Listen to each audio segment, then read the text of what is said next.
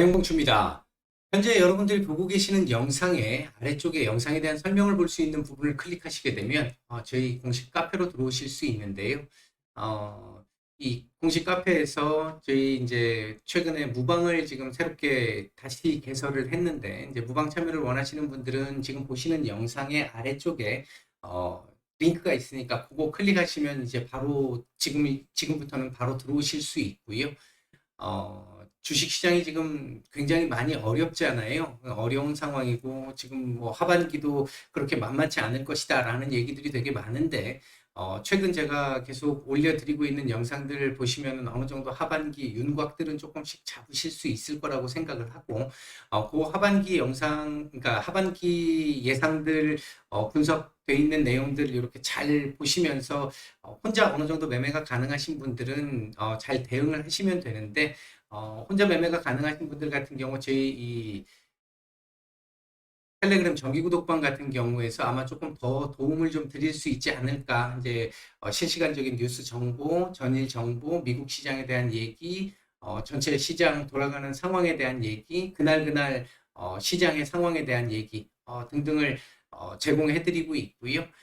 그리고 이제 그 외에도 조금 더 이 중요한 고급 정보라고 생각하는 부분들도 많이 올려드리려고 저희가 노력을 하고 있으니까 아마 관심 있으신 분들 좀 참고해 보시면 될 것 같고, 혼자 매매가 어려우시거나 직장인 분들 같은 경우는 저희 VIP 방에서도 지금 새롭게 이제 이 시장 어려운 구간을 조금씩 벗어나면서 아마 이 구간이 지나도 난이도는 좀 꽤 높아질 거라고 계속 말씀드리고 있잖아요. 이제 그 부분 관련해 가지고 조금이라도 빨리 회복을 좀 할 수 있는 그런 부분으로 저희가 진행을 해 나가고 있으니까 관심 있으신 분들 참여 바라겠습니다. 자, 오늘 말씀을 좀 드려보고자 하는 내용은요.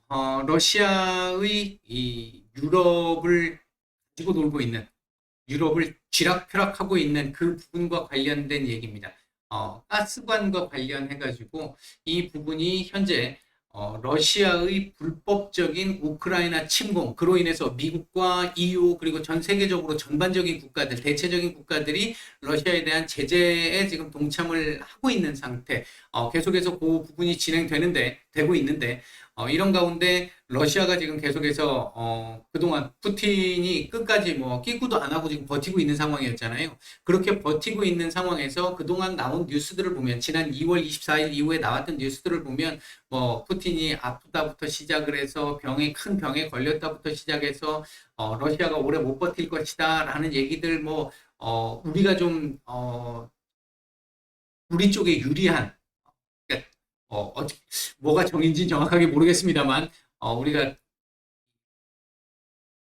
폭력적인 수단을 사용한 사람이 부정이라고 본다라고 한다면 그 기준으로 놓고 봤을 때 우리에게 유리한 쪽으로 해석되는 기사들이 굉장히 많았잖아요. 그래서 마치 이제 전쟁이 빨리 끝날 수 있을 것처럼, 러시아 많이 못 버틴데 지금 뭐 러시아도 물가 상승이 엄청나고 뭐 유럽의 뭐 전 세계 글로벌 다국적 기업들이 다 지금 나가고 있는 상태고 달러 결제도 안 되고 이렇게 되니까 뭐 오래 못 버틸 거야 뭐 이런 식의 얘기들이 많이 있었는데, 결국 지금까지 지금 계속 버티고 있는 상황이고, 점점 푸틴의 영향력이 더 커지고 있는 상황이죠. 그 영향력이 커지는 거에 결정적인 역할을 하고 있는 게 지금 이 가스관 문제입니다.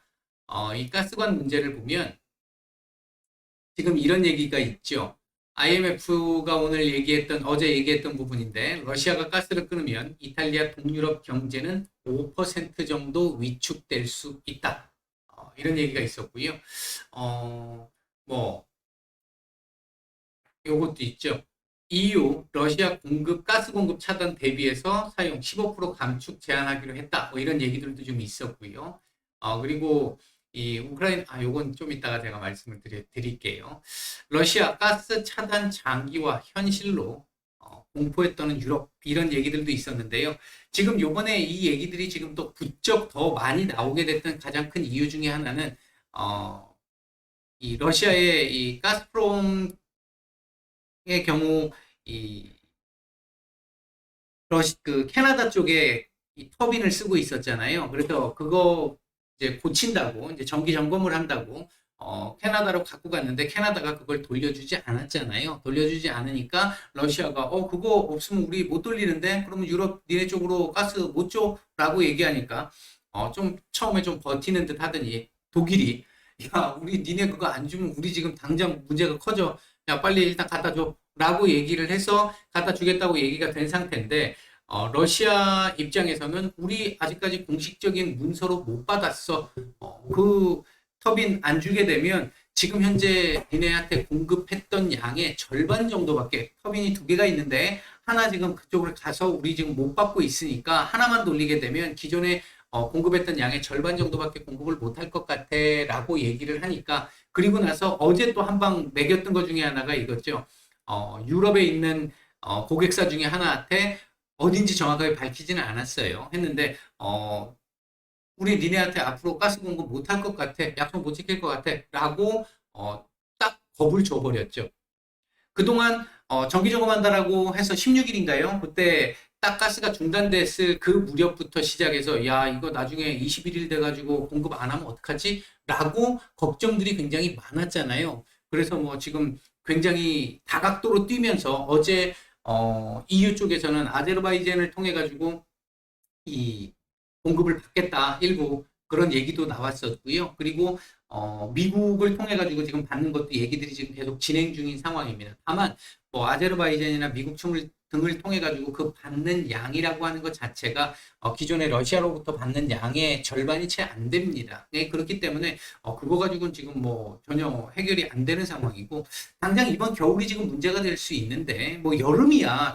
제가 제 몸이 대표적인데 저는 추위를 굉장히 많이 타고 더위 요즘에는 강하다고 얘기할 수는 없을 것 같은데 이제 좀 지금보다 젊었을 때는 여름이 확실히 강했어요. 강했는데 문제가 뭐냐면 겨울이 싫은 이유가 뭐냐면 추우면 아파요. 피부가 막 아프고 추워서 죽는 사람들은 굉장히 많잖아요. 더워서 뭐 열사병이나 이런 걸로 죽는 사람들도 있습니다만 추워서 죽는 경우들이 훨씬 더 그 수가 많습니다.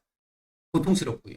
그런 측면에서 놓고 봤었을 때 사실 겨울이 훨씬 더 문제고요. 가스 같은 경우는 또 더군다나 난방 쪽으로 전용되는 경우들이 워낙 많기 때문에 그런 측면에서 놓고 봤었을 때 유럽 쪽은 올 겨울이 더 큰 문제다라고 생각이 됐었고 올 2월 24일 러시아의 우크라이나 침공 이후부터 시작을 해서 계속 가스를 조금씩 세이브를 하고 있는 상황이었습니다. 현재 한 60% 정도 올 겨울을 날 수 있는 정도의 양의 한 60% 정도는 지금 세이브를 했다라고 하는데 여기서 끊기게 되면 이제 공급난이 발생할 수밖에 없는 거고요. 문제가 커질 수밖에 없는 거고 지금 만약에 공급이 러시아가 이제 다시 내일부터 공급을 하겠다라고 일단 얘기는 했으니까 양은 줄었지만 공급을 하겠다라고 얘기를 했으니까 그 공급량들이 나오기 시작을 하면 일단은 올 겨울 쓸 정도의 양은 좀 버티기는 가능할 것 같기는 합니다. 근데 점점 이제 위축되고 겁이 계속 나는 상황이 되는 거죠.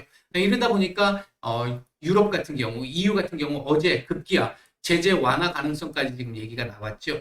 러시아 은행들의 경우에 식품, 비료 등과 연계된 거래는 가능하도록 부분적으로 허용하는 법안을 지금 그 초안을 만들고 있다.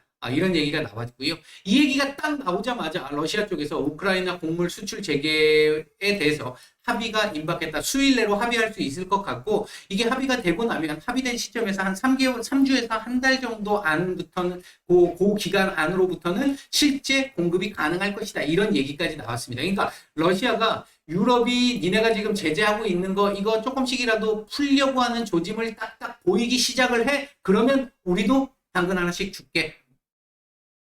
이렇게 되니까 EU 입장에서는 계속해서 버티기로 강하게 압박을 하기가 너무 힘든 상황이 된 거죠. 미국은 계속해서 지금 겉으로 압박을 지금 하고 있습니다만 EU도 겉으로 압박을 하고 있습니다만 실질적으로는 지금 버티기가 좀 쉽지 않은 상황이 나올 수 있습니다. 만약에 가스 공급이 좀 끊기기 시작을 하면서 지금 그거 아니라도 인플레 때문에 뭐 내일 지금 금리 인상 나올 가능성이 높잖아요. 그렇게 된 상태까지 넘어가는 상태에서 인플레는 굉장히 높고 경제는 지금 굉장히 많이 침체되어 있는 상태 이런 상태에서 가스 공급까지 끊겨 이렇게 됐을 경우에는 지금 현재 그래도 여력이 있는 국가들은 좀 덜하겠지만 여력이 없는 특히 남부 유럽에 있는 국가들 이탈리아를 비롯해서 뭐 스페인이라든지 이런 나라들 같은 경우는 당장 직격탄이 날라올 수 있습니다. 문제는 이 직격탄 만약에 이탈리아나 스페인 같은 나라들이 위기를 겪기 시작하면서 문제가 발생하게 된다. 그러면 EU가 쪼개질 수가 있다라는 거고요. 이제 독일이 이번에도 그렇게 똑같이 과거처럼 이 과거 남유럽 위기가 있을 때처럼 도와주지 않을 가능성이 높고요. 그렇게 했었을 때 EU는 쪼개질 가능성이 높고 그 부분에 대한 영향력은 우리나라 글로벌 전체적으로도 다 영향을 줄 수 있는 악영향을 줄 수 있는 상황이 될 수 있습니다. 이 부분은 경계를 해야 되는 부분인데 현재 흐름으로 놓고 봐서는 사실 썩 유리한 입장만은 아닙니다. 분명한 건. 그러니까 지금 푸틴이 가지고 노는 거죠. 저따 쥐락펴락 하고 있는 겁니다. 지금 EU를 갖다 놓고 니네가 요거 하나 하는 거 니네 하는 행동 딱 보고 내가 하나 당근 사탕 하나를 주든지 말든지 내가 결정할게. 자, 한번 재롱 한번 떨어봐. 딱 지금 그 상황입니다. 현재 상황이. 이런 가운데 정말 실망의 끝을 보여주고 있는 바이든 대통령. 정치를 그렇게 오래 하셨고 인맥이 그렇게 좋으신 분인데 요번에 중동 가가지고 일단 그냥 여행만 하고 오신 결과가 됐죠. 그렇게 되고 나니까 러시아 푸틴 어제 바로 딱 가서 이란하고 가서 공동 합의문 딱 만들어가지고 끄집어내서 결과를 발표를 했죠. 이거죠. 이거. 전략적 협력을 하기로 했다. 이런 부분들을 생각을 해보면요. 러시아의 지금 푸틴이 뭐 정신적인 문제가 있느니 어쩌느니 이게 다 지금 진짜 말도 안 되는 소리라는 얘기인 거고 지금 현재 이 흐름들을 놓고 보면 러시아 그러니까 푸틴은 자신이 의도하는 대로 지금 딱 의도하는 대로 가지 않은 게 한 가지가 있죠. 우크라이나를 일주일 안에 다 점령을 할 것이라고 봤는데 그거 못한 거. 그래서 그에 대한 영향으로 지금 아직까지 전쟁이 질질질질 끌리면서 생각보다 자신들의 출혈도 좀 있다라는 거. 그 부분에서는 지금 예상치 못한 부분이 좀 있었는지 모르겠는데 그 이후에 나오는 전략들은 거의 지금 푸틴이 얘기하는 대로 거의 다 의도하는 대로 다 가고 있는 상태다. 결국 푸틴의 승리 가능성이 조금 더 높아지고 있습니다. 지금 더군다나 이거 지금 또 시작했죠. 우크라이나 영토 내에 장악한 지역들, 돈바스 지역을 비롯해가지고 장악했던 지역들 러시아 영토로 편입 작업이 계속되고 있잖아요. 그리고 실제 우크라이나 전 국민들을 대상으로 러시아 시민권을 쉽게 얻을 수 있게끔 법적으로 조치를 취하겠다라는 얘기까지 발표를 했습니다. 그러니까 겁나면 우리 러시아로 빨리 와. 나중에 보복당하기 싫으면 시민들에게, 국민들에게 그렇게 지금 얘기를 하고 있는 거죠. 그러면서 지금 시간은 우리 편이야 라고 푸틴은 얘기를 하고 있습니다.